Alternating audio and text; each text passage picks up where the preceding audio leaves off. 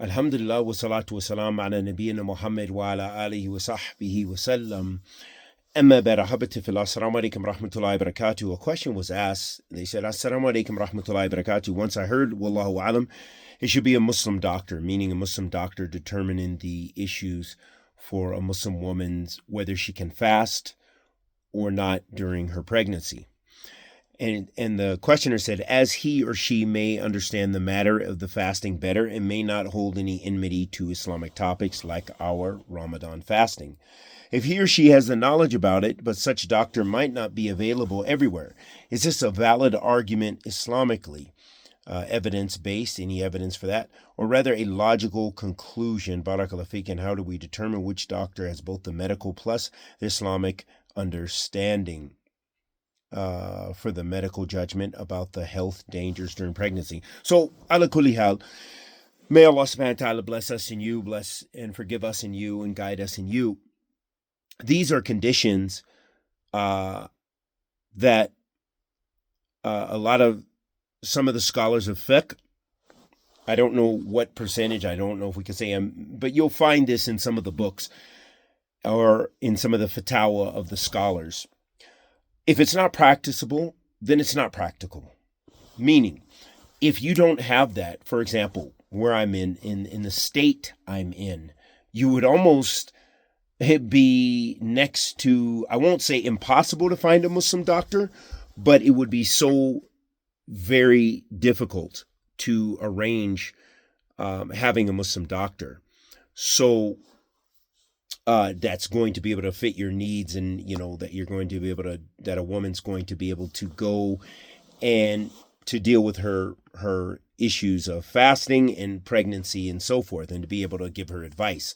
So in general, you are going to use your logical common sense, I guess you could say, that if you have a doctor that you know hates Islam, which it's going to be very difficult, but there are some doctors and some people who are pretty open about I had a doctor actually who had, we support Israel or something. It was like a big sticker in the office.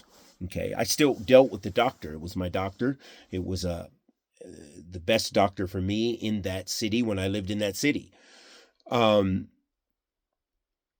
So you will have to use your better judgment if someone is in a situation like that and they don't have that availability. You're not in Saudi Arabia, you're not in Yemen, you're not in a Muslim country where most of the doctors generally are going to be Muslim. So you will have that,